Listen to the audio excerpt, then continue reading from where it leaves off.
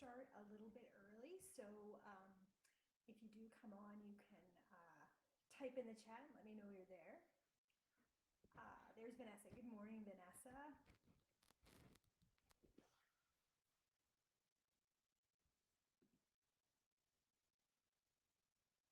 I will wait a little bit before I start.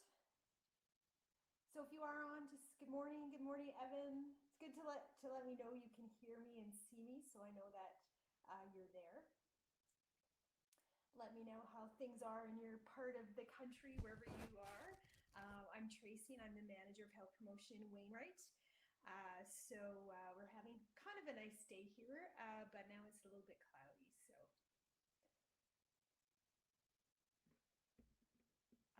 Tyler's in. My mic is low. Is that better if I speak louder? I'm just gonna check and make sure I have my earbuds are connected. Am I better, Tyler? I'll make sure maybe I speak louder.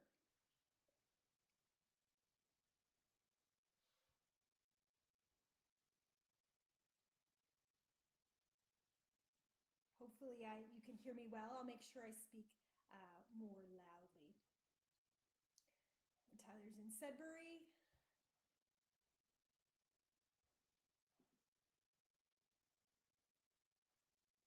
I need more mic. Okay.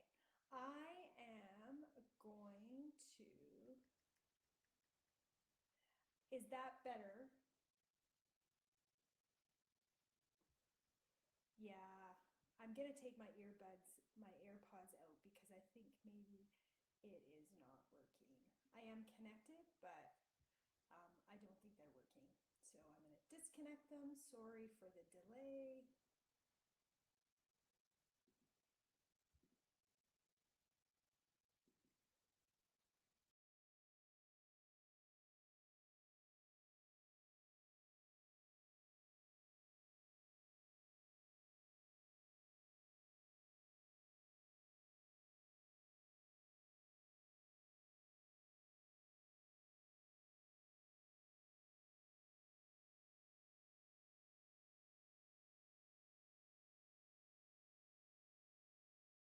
Me, right? I hope you can hear me now. It sounds like I have mic.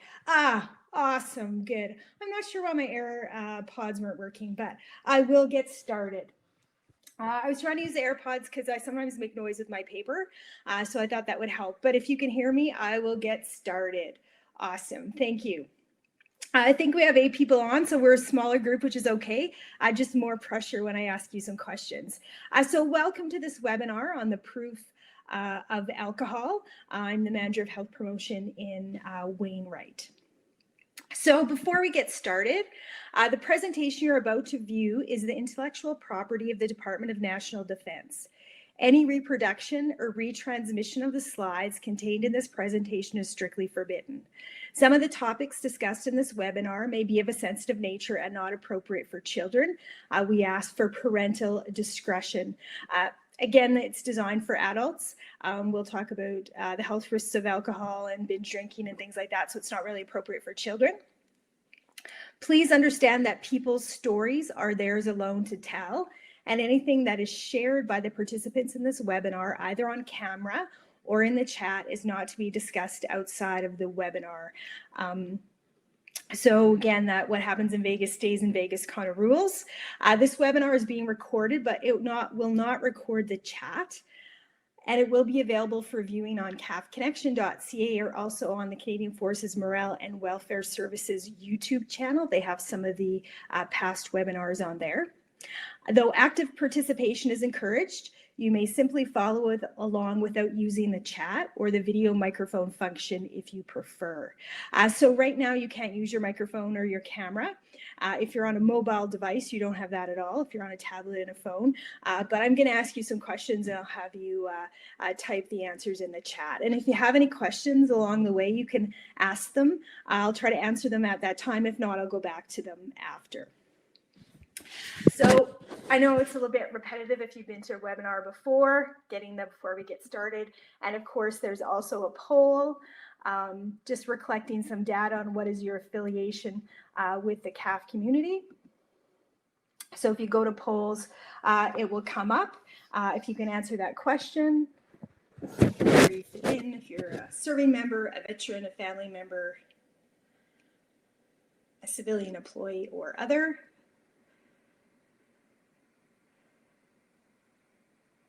So if you're not sure how to answer it, if you go over to polls, it will be there to answer.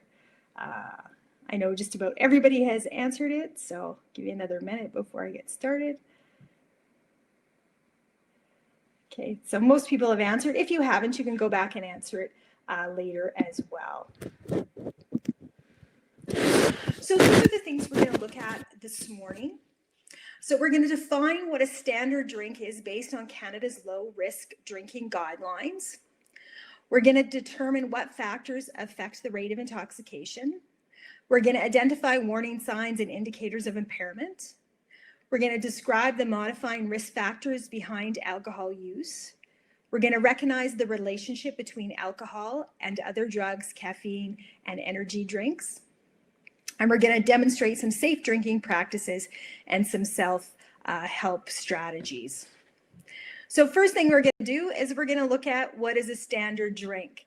But I only had one drink. Here's Amy Schumer with her huge wine glass. I thought it was kind of from a movie, but I think it's just from one of her comedy sketches or something. So alcohol is the most widely consumed psychoactive drug in Canada after caffeine. So caffeine's number one and alcohol is number two. So before I tell you about the lowest drinking or what a standard drink is, I thought I would give you a little question to see what you know. So here's the question. I will bring it up in a poll, so you don't need to type the answers in the chat. So which of the following drinks is not a standard drink? So a 5-ounce glass of wine at 12%, a pint of beer at 5%, a shot of 1.5 ounces of distilled alcohol, so 40%. So that would be gin, rum, rye, vodka, or all our standard drinks. So I'll bring that up in the poll and give you opportunity to answer that one. Some got two answers, all are standard drinks. Someone says a pint of beer is not.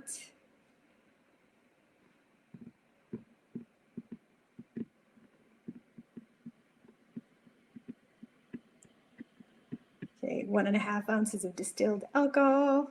Okay, so the answer actually is B is not a standard drink.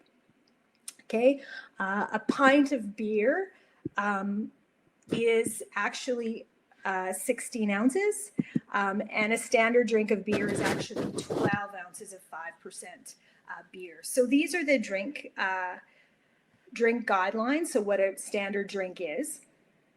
So in Canada, a standard drink equals 13.6 grams of alcohol. So the beer, 12 ounces of 5% beer. If you have a cider or cooler, same amount, same percentage. A glass of wine is 5 ounces at 12%, and then distilled alcohol, so rye, gin, rum, whatever your choice is, those are 40%, so 1.5 ounces. So actually, when they pour drinks at a bar, they may just give you 1 ounce. They may not give you 1.5 ounces, just depends on what their standards are. So these are the standard drinks. So watch, homemade wine and beer can range in alcohol content as well. If you like craft beer, and that's something you like to drink, which I do, if you go somewhere where they have draft, they'll always have to tell you the percent of the alcohol, so you know, because some can be like 10 or 12%, so then you'll need to adjust. Watch wine coolers and mixed drinks as well. Sometimes people are less aware of how much alcohol is in it because the sweeter taste masks the taste of the alcohol. So things like martinis or Long Island iced tea, those things that you don't notice, and then all of a sudden it has a lot of alcohol. So I kind of looked up some recipes for Long Island iced tea, and I think it has at least usually 3 ounces of alcohol in. So it's kind of at least 2 drinks, or depends who's making them. It could be up to 3 standard drinks in just 1 glass. Okay, so that's what a standard drink is in Canada. So next, we're going to look at what are the Canada's low risk drinking guidelines. So again, I'm going to ask you a question to see what you know already.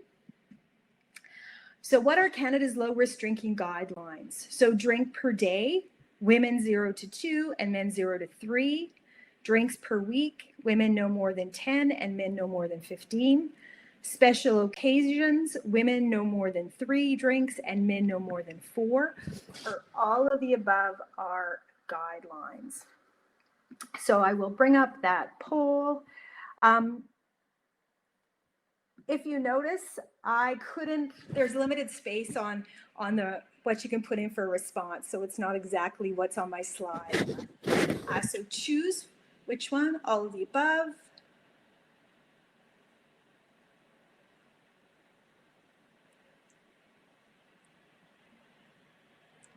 Drinks per week, women 10 and men 15.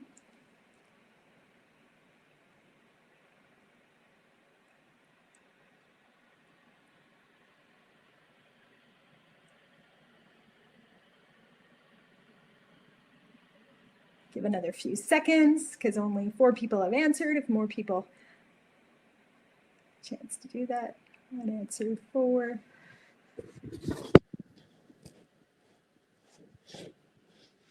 Okay, so the answer actually is D, all of the above.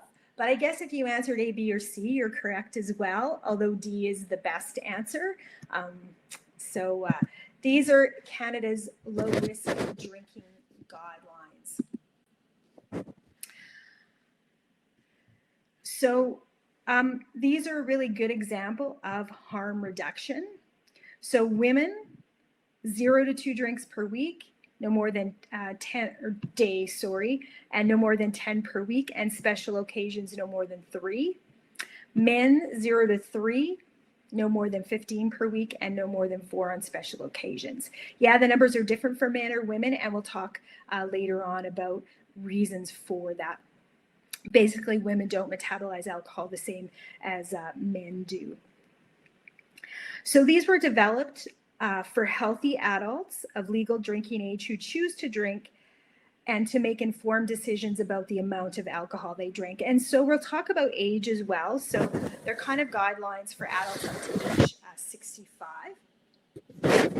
They aren't intended to encourage people who choose to abstain to drink, nor are they intended to encourage people to commence drinking to achieve health benefits.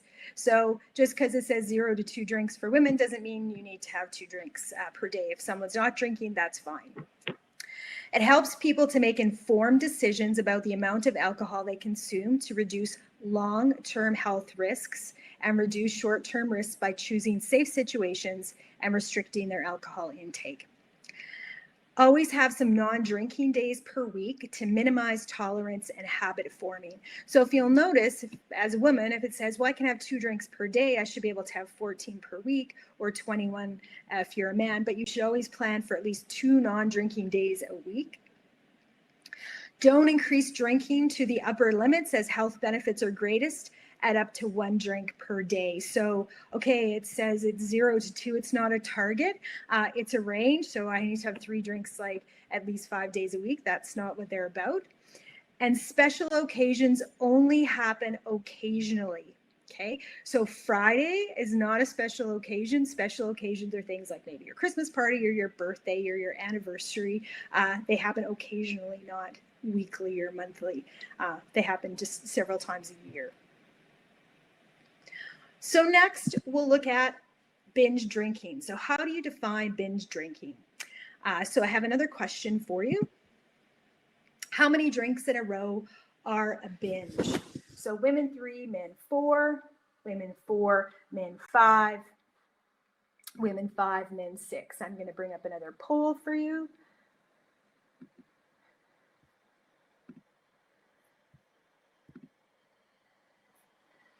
Okay, so how many drinks in a row are a binge? Women 5 and men 6. Women 4, men 5. C is kind of in the, ooh, it's pretty close. Oh, okay.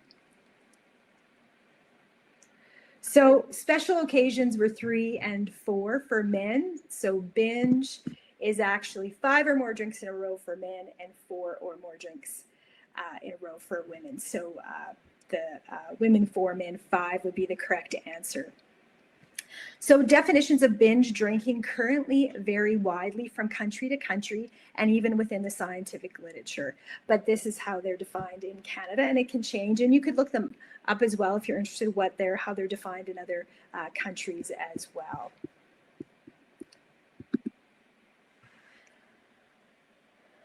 Okay, so talking about binge drinking. Right now, lots of people have been working from home. I know in Alberta, restaurants and pubs and stuff haven't been open that long. I know in Ontario, I think they're starting to open in some parts in the next couple of weeks. So what conditions around COVID-19 may lead people to increase alcohol? And I put cannabis use in there as well, because I did a webinar on cannabis a while ago. And when I got this data, it looked at both. So if you can type some reasons in the chat, what conditions around COVID-19 may lead people to increase alcohol or cannabis use? So why might people, we were socially isolating, being bored. Yeah, that's good. Not having much to do. So stress, Vanessa said, for sure, stress. Anyone else have some other ideas? What conditions around COVID-19 may lead people to increase alcohol and cannabis use?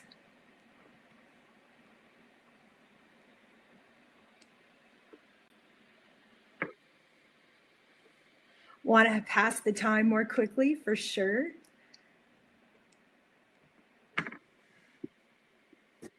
Anxiety, Evan said. Yeah. Okay, all good answers. If you think of something else, feel free to type it in there as well. So these are some conditions they find. Oh, opportunity, Vanessa said. Yeah, opportunity. You don't have to drive anywhere or go to work. So feeling stress and anxiety from the pandemic and the economic downturn. So yeah, just, some people lost jobs, having kids at home, all the stress that goes with that. The blurring of daily and weekly routines because the closing of non-essential workplaces. So, I'm still working from home. So, some people it's 5 o'clock somewhere, right? So kind of having that blurring, you don't need to go anywhere, drive anywhere. Feelings of social isolation and loneliness due to physical distancing. So for some people, I know things here have started to open up, but for several months you couldn't really do much of that. And more alcohol and cannabis at home from stockpiling. So some people might say, well, I'm just going to make one trip to the liquor store. I'm going to get a bunch. And then, of course, when it's there, you drink it. So those are some reasons they found there could be some increased use with alcohol and cannabis use during COVID-19. Okay, so let's look at some things to consider. So what are some factors that influence the rate of intoxication? So you're going to type these into the chat as well. So things that would make you be, when you have alcohol, what things that would influence how quickly you become intoxicated?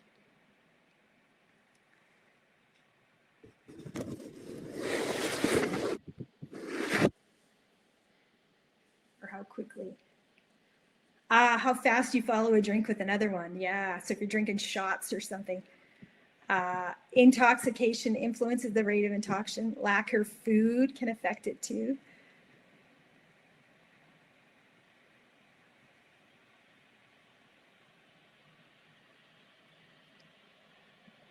Okay. Awesome. Music, the people you're with, the occasion, all of those things for sure. So we're talking about, again, just back to alcohol.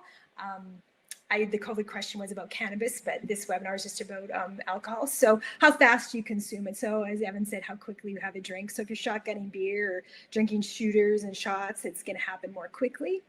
As Vanessa said, depending if your stomach is full or empty. So alcohol is absorbed right through the lining of your stomach into your bloodstream. But if there's food in there in your stomach, that will slow that down. Your size and body build. So a heavier person with more muscle has more water in their body. So that composition helps dilute the alcohol.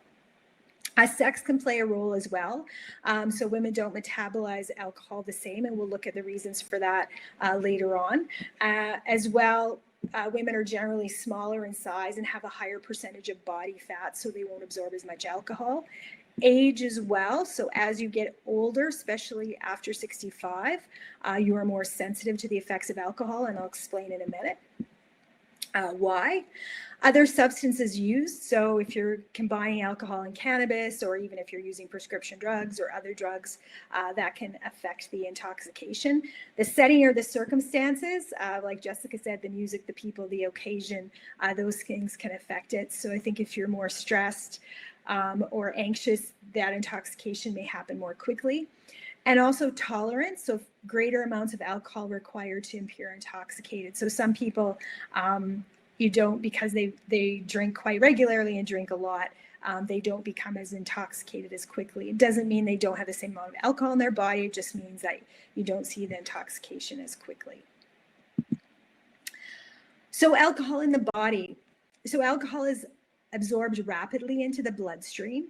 The bloodstream carries the alcohol directly to the brain. So even, you have a couple sips of a drink, you usually start to feel that in your brain already, that bit of that intoxication or that buzz that comes with that.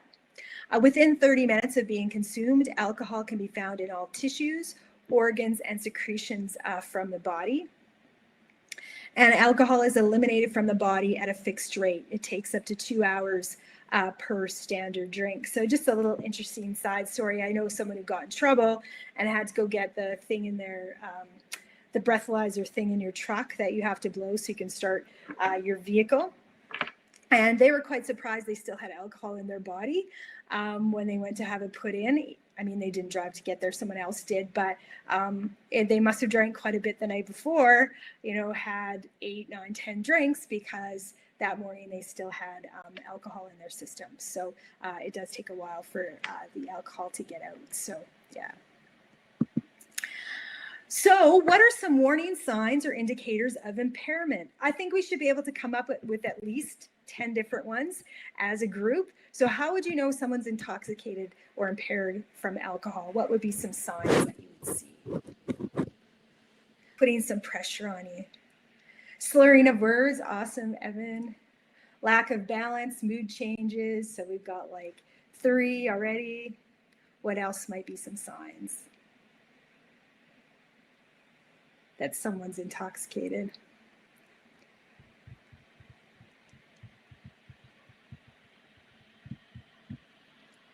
Blacking out, Shelley said being aggressive, for sure. Consuming more alcohol and faster, yeah. I count 6, so I want 4 more. I'm putting some pressure on you, but there's lots of signs that somebody could be intoxicated. Unable to see, for sure, or double vision. Can't read their phone, right? Falling asleep, yeah, that passing out, awesome. Talking louder or yelling, yeah. Okay, awesome. I think we're pretty close to 10. If you think of some other ones, you can bring them up. So these are some examples. So loss of inhibition, so that self-control, being more talkative, as Evan said. Again, being loud to becoming obnoxious, having shifts in mood. As Jessica said, mood changes.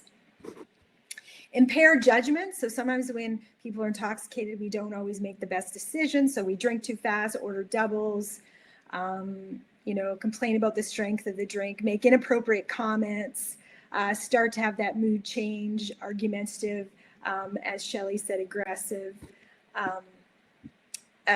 weepy. There's those people who start crying and telling you how much they love you, and some people might be belligerent as well. So those are some signs. So some more signs of intoxication: impaired reactions, so short attention span, can't concentrate, reactions are slower. So picking up change, opening door, eyes are glassy and can't focus, the dizziness, the flushed appearance, the drowsiness, so as Jess said, falling asleep, slurred speech, poor reflexes. And then impaired coordination, loss of muscle control, staggering, double vision, numbness of the senses, and being in a stupor. So just a note, as it says on the slide, for heavy drinkers who have built up a tolerance and are less sensitive to the effects of alcohol, signs of intoxication may be more subtle.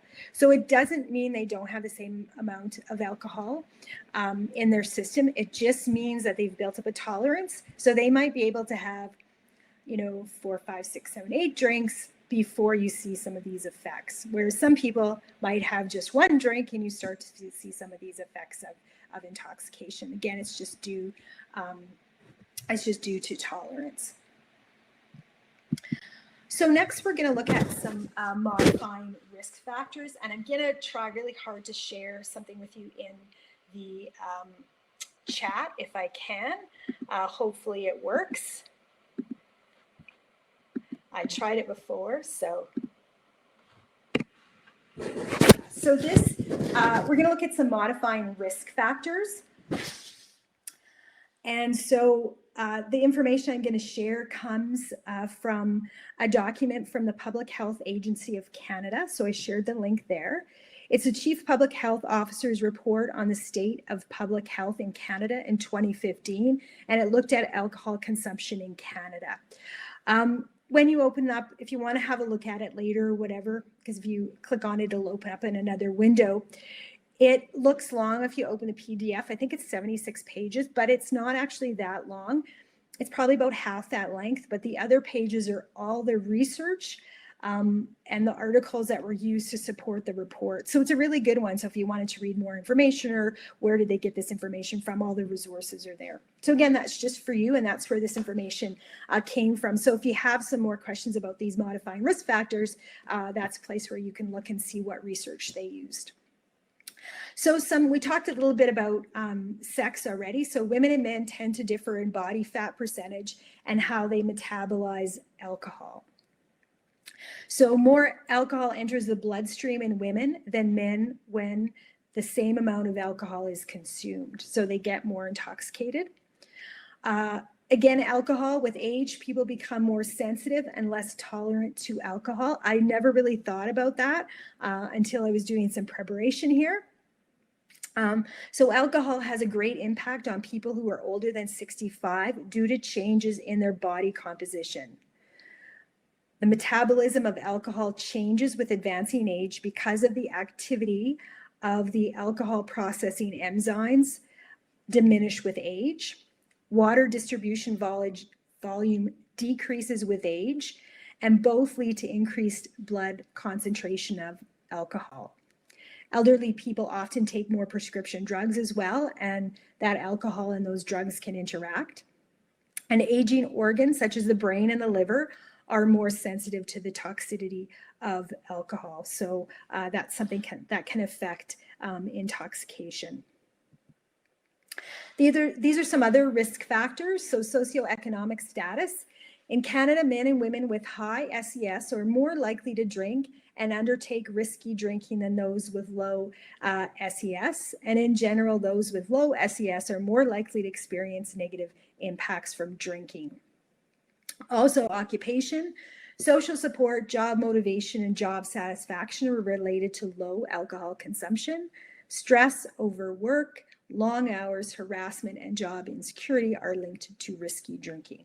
I don't think that's a big surprise. If you're happier in your job, you may not drink as much as if you aren't happy. And I think some of those job stresses people have during COVID-19, whether it's not knowing if you're going to be laid off or if you're going back to work, the stress of working from home, all of those things may have caused people to drink more. So alcohol and other drugs.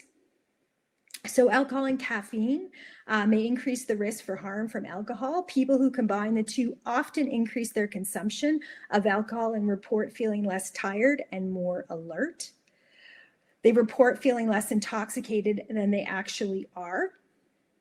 So we'll talk more, because it's common for people to mix alcohol and energy drinks, and we'll look at those in a minute. Alcohol and tobacco as well. The risk of oral and pharyngeal cancers in people who drink heavily and smoke tobacco is 300 times higher than for people who either drink or smoke. So we think about, tobacco causing, the use of tobacco causing cancers, you know, in the mouth and throat and stuff, but drinking alcohol also increases that risk. So we'll look a little bit about energy drinks and alcohol. I did a webinar on alcohol or energy drinks several months ago. So of course, one of the things is not to mix energy drinks and alcohol. So they've done some studies, mainly with university students in Canada and the US. And so they found students who mix energy drinks with alcohol are 2 times as likely to be injured during a bout of drinking, to need medical attention, or to ride with a drunk driver. They believe the caffeine levels in the energy drinks mask the effects of excess alcohol. So the stumbling, the slurring speech, or the sleeplessness that signal intoxication. So of course, the symptoms of drunkenness are reduced, but the drunkenness is not.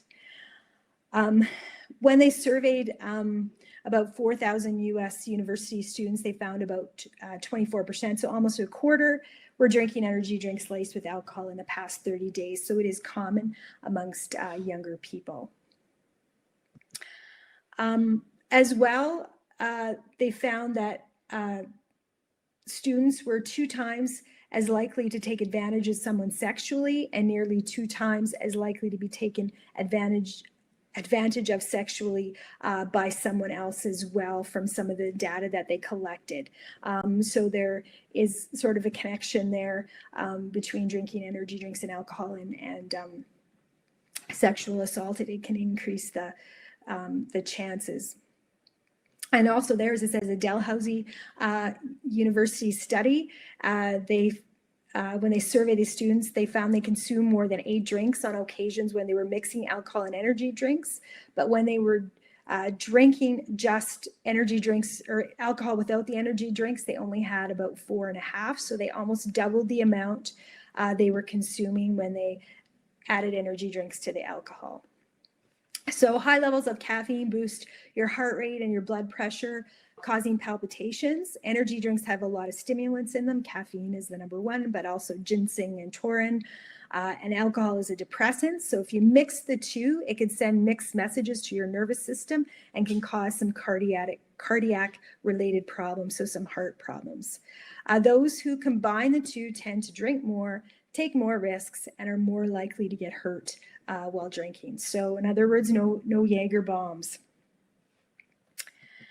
So some other effects of alcohol. So these are direct effects. These are health effects that are related directly to the consumption of alcohol. So if you don't consume alcohol, it basically will eliminate these. So alcohol use disorders. So things like people will misuse alcohol or have alcohol dependency. Korsakoff's syndrome. And so this is, if you haven't heard of it, it's like a chronic memory disorder, which is caused by thiamine deficiency as a result of prolonged alcohol ingestion. So it's like having amnesia, but it's related to alcohol consumption. So I used to work with an addictions counselor, and she felt that our former premier of Alberta, Ralph Klein, was kind of known to be a bit of a drunk, and she always thought he had Korsakoff's syndrome because after he was retired and before he passed away, he was having some cognitive issues. I wanted to read and see if he had Korsakoff's syndrome, but it said he had a rare form of dementia. So, but that was kind of her interpretation, just because he did have a reputation of drinking quite a bit. Of course, memory loss and blackouts, delirium due to a severe form of withdrawal, and fetal alcohol spectrum disorder. So there's about 3,000 babies born in Canada each year with FASD, and about another 330,000 people in Canada that are affected by that. So there's also alcohol poisoning. So of course, having too much alcohol in the brain will impact important essential functionings, and you have alcohol poisoning. So if people are confused, in a stupor, or a coma, can't wake up, they're vomiting, they're having seizures, their breathing's really low, and they're suppressing their vital functions, and of course they could have alcohol poisoning. So those, what we just looked at, were health issues related directly to drinking alcohol. What are some other diseases or conditions linked to drinking alcohol? And you can type some in the chat. So these are things that you could get even if you weren't a drinker, but drinking alcohol can increase the risk of these diseases or conditions. So I'm going to wake you up again and make you type some things in the chat. So what are some other diseases? Vanessa says cancer. Yeah, we talked about cancer already, and we'll look at some specific ones.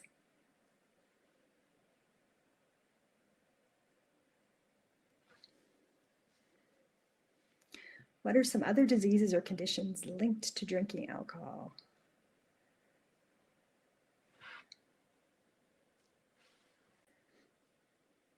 Dementia, yeah. Liver disease, high blood pressure, heart attack, liver disease. Awesome. Good answers. Awesome. So these are some diseases and conditions linked to drinking alcohol. So just because you drink doesn't mean you'll develop them, but drinking can increase the risk. So drug use disorders, brain damage, as Evan said, dementia, liver disease, Jess said, various cancers, Vanessa said, pancreatitis, mental health disorders, suicide, stomach ulcers, hypertension, Jessica said that one, stroke, cardiovascular disease, diabetes as well.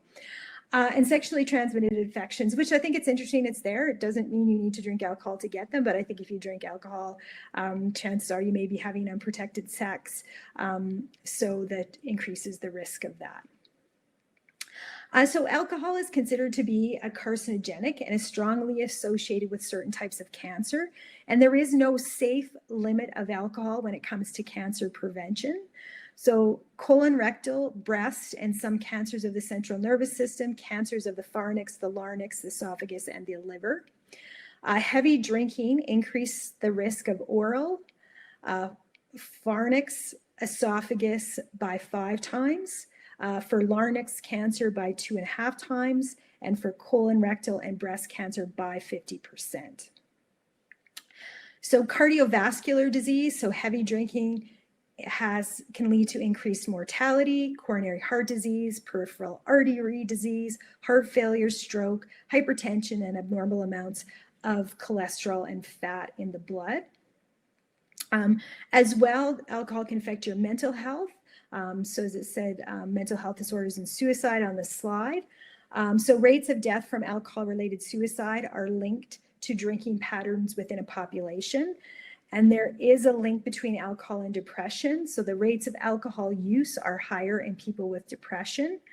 Heavy drinking per occasion is linked to an increased risk for major depression, especially for women.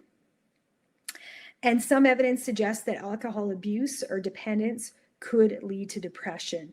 So sometimes people will have a dependency plus depression. So it's always like which, they're concurrent disorders. They're happening at the same time, but which one came first. As well, around mental health is PTSD. So alcohol, sometimes people will use it to cope with the symptoms of PTSD. Despite the fact that drinking is associated with the onset of PTSD and the severity of its symptoms. Okay, so it's kind of a double-edged blade there. So, people will drink to deal with the symptoms, but it can make the symptoms worse. Anxiety as well. Sometimes people will drink to reduce the anxiety and panic, but then the withdrawal can increase that anxiety. Personality disorders as well. Alcohol is linked to antisocial personality disorder and narcissistic personality disorder as well. So all of these diseases diseases and conditions can happen without alcohol, but alcohol can increase the risk. So as well, alcohol affects a lot of different systems in our body. So all these different systems don't function as well or the same when we drink alcohol. So your immune system, your stress.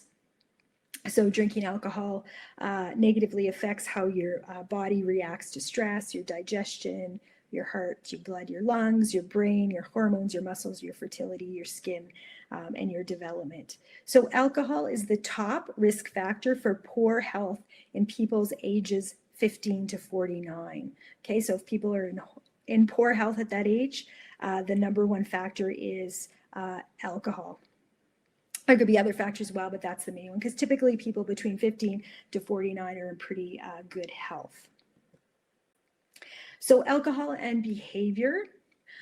So sometimes risky drinking or drinking too much, get that behavior, you're impulsive, there can be violence, injury, poor memory, impaired decision-making, lack of coordination, poor academic performance, impaired social and occupational functioning, so it affects you as a student and as an employee.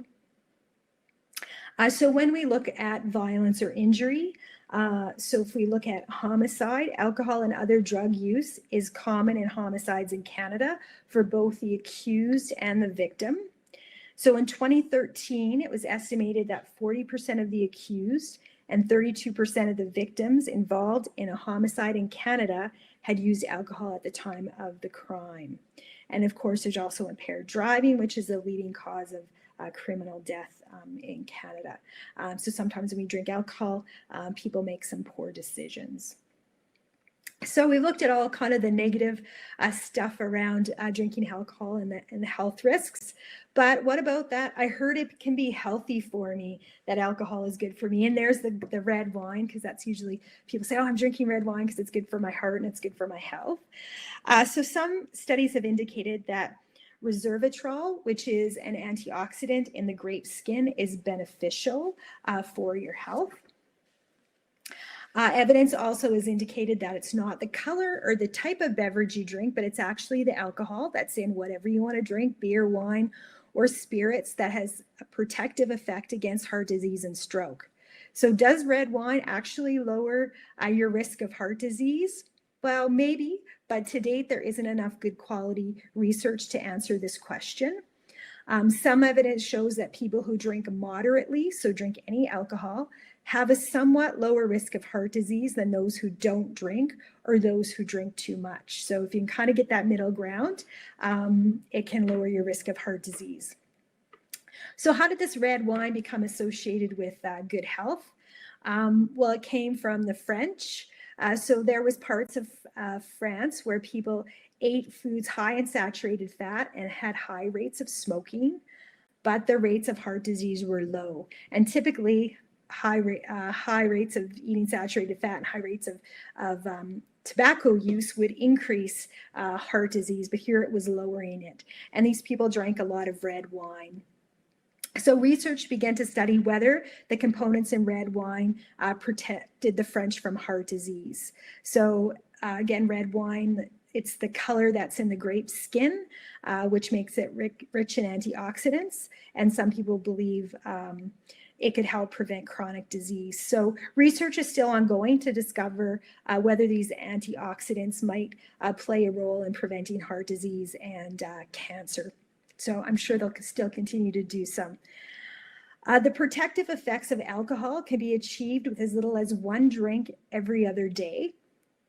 And more than 2 drinks a day can increase the risk of health problems in the short term and the long term. So if you think about, well, I still want to drink some alcohol, you can just 1 drink every other day. So you're still within the lower drinking guidelines. Just to note too, if someone isn't a drinker, don't start drinking for the health benefits. There's lots of other things you can do to improve your health, like, start exercising daily. If you're using tobacco, stop doing that. Eating healthier, all those other things are good for your health as well. So if people aren't drinking, don't start drinking for the health benefits. Alcohol also has some social benefits. So It is often a part of some cultural traditions. So there's a huge benefit to being belonging to a group.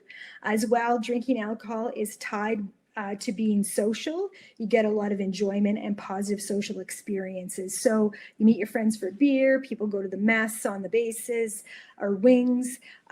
There's that connectiveness with people. So we know that having a social support network and a strong social circle is good for your mental health, which also improves your physical health as well. So there definitely are some benefits to consuming alcohol. So a little more just on gender differences.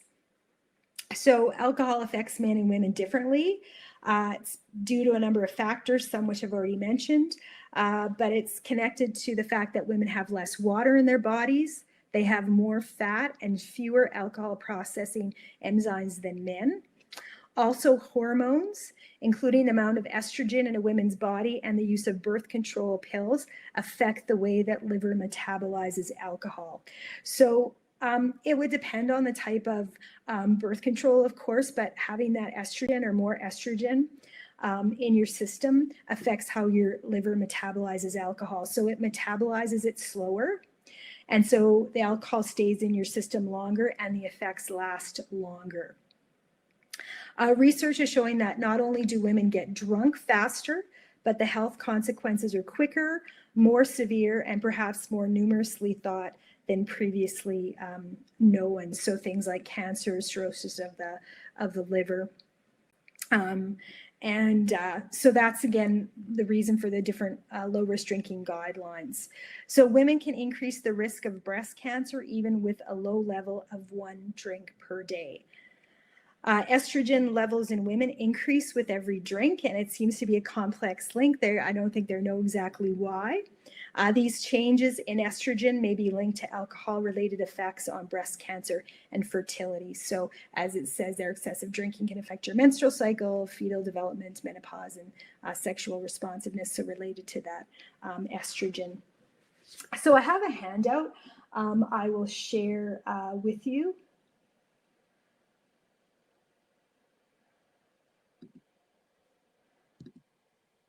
It should come up, I think, if you want to download it. It is from the Canadian Centre on Substance Abuse.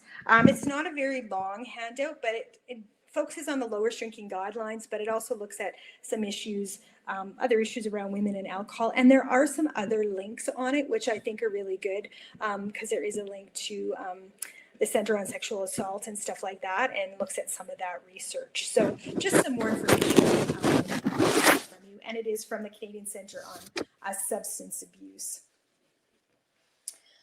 Okay, another question for you. What are some reasons people would choose not to use drugs or alcohol? I added drugs there too. So why might some people abstain?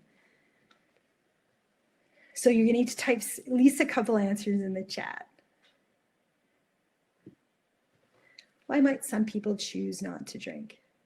Family history or alcohol abuse. Money, for sure, if you don't have enough money. Bad experiences, for sure.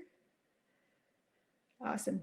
Calories, yeah, there's lots of calories in alcohol, and of course, lack of control. Calories. Usually when we have alcohol, then we want to have snacks, which aren't very healthy. So whether it's chicken wings or potato chips or whatever, so you get those extra calories. Yeah. Making bad decisions, yeah. Awesome. So there are a variety of reasons. There's some on my slide, and you guys mentioned some really good ones as well. So again, physical or mental health. Sometimes people may have contraindications with medications they're taking as well. Someone mentioned history of alcohol abuse, so past alcohol or drug problems. Some people have religious or cultural beliefs as well that don't promote the consumption of alcohol.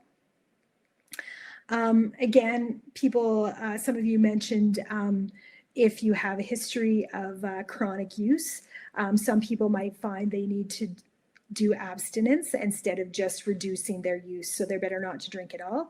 No one mentioned this. If you're pregnant or trying to get pregnant, it's a good idea not to drink, of course. And then the feeling out of control. So as Jess said, the lack of control or the bad decisions. So this is just something to think about as well. There is a stigma attached to abstinence. So if someone doesn't drink, sometimes we're thinking, oh, like, is it because they're pregnant? Did they have a problem with alcohol before?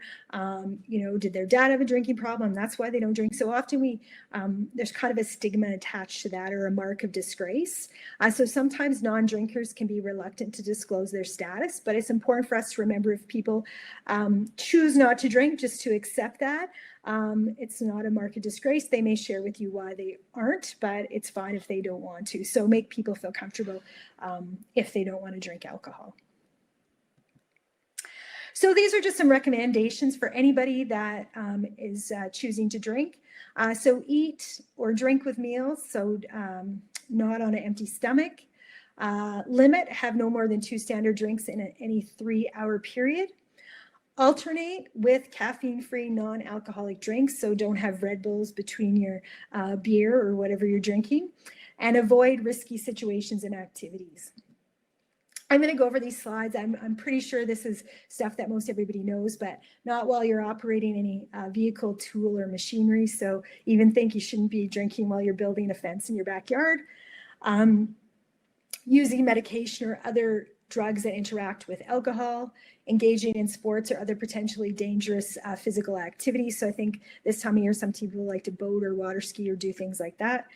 When you're working, if you're making important decisions, if you're pregnant or plan to get pregnant, if you're breastfeeding. The handout I shared with women and alcohol does talk about breastfeeding if you do drink and the time you should wait. While responsible for the care and supervision of others, and if suffering from a serious physical illness, mental illness, or alcohol dependency. Other alternatives, again, we've gone over lots of these, but just to review them. So follow the low-risk drinking guidelines, have something to eat, drink non-alcoholic beverages as well. Don't mix alcohol with other drugs or medication. Plan with friends. So if you are going to go out and drink, how are you going to get home? Support each other's decisions about limiting drinks or not drinking at all. So if you do go out with friends and someone says, I'm only going to have 2, don't encourage them to have more. If someone says, I'm not drinking, don't say, come on, it's Friday. It's okay, have a drink. Okay. So last kind of things, just some self-help strategies. So if people find that maybe they're drinking more than they should, they can set a drinking limit. So they should be specific about the time, the amounts, and the situation, and choose their limit carefully. Use a daily drinking diary, so that will provide you with positive feedback if you meet your goal and help to identify barriers and make changes. So just like some people will log their food if they're trying to eat healthier, you can do that with drinks as well. I use strategies to avoid intoxication. So have no more than 1 standard drink per hour, sip your drinks, don't gulp them, drink on a full stomach, dilute your drinks with mixer, do that alternation, have a drink of alcohol and then a glass of water. List the activities or situations where you're most likely to drink heavily. So for some people, it's, going out with their friends to the bar or parties or the mess. But for some people, it may be if they feel lonely or anxious. Develop a practical plan to replace high-risk activities with alternate activities. So sometimes it can be as easy as saying, you know what, I'm not meeting my friends for beer and wings on Wednesday night, or I'm not going to the mess after work. But sometimes it can be more complicated, as dropping old friends and finding new ones, or dropping old activities because alcohol is involved in finding new things. So other self-helping strategies, so develop ways of coping with emotions that trigger drinking. So find better ways to kind of deal with that stress or those emotions than drinking. So develop a healthy lifestyle by exercising, eating regularly, spending time with people that are important to you, getting enough rest, all of those good things to improve your health. Again, see a medical officer for a checkup and health advice. They can determine if alcohol is affecting your health. See your MO if you frequently suffer from anxiety, depression, or other negative emotions as well. There's effective treatments that are available. And contact Bay Swing Addictions Counselor or a local treatment agency if you don't think these strategies will work for you. They have a number of programs that are available for at-risk drinkers. I know that they've been working throughout COVID-19. I assume they're not doing face-to-face stuff. So whether places are doing it on Zoom or by the phone, of course, there's some privacy things, but you can still reach out. They're definitely providing services.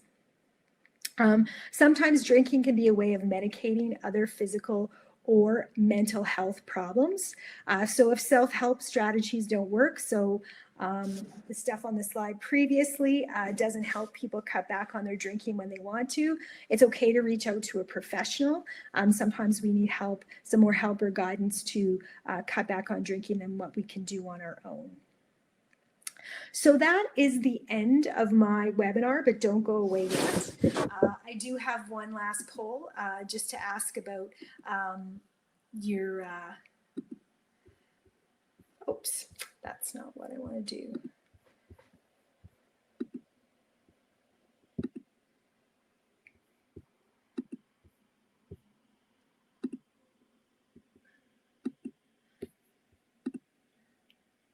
Sorry about my delay. So how I feel I can apply what I learned today in my daily living. I'm not sharing the results with you, but just what you learned today. So these are some resources that are available as well. So if you feel you need to reach out, the Canadian Forces Member Assistance Program, Canada's Suicide Hotline, information on COVID, the Family Information Line, Sexual Misconduct Response Center, Kids Help Phone, Administrative Response Center for questions about policy and stuff. So those are resources that are available. So does anybody have any questions? I am done. If you think of any, I definitely can try to answer them now. I provided you with some resources and some reports as well.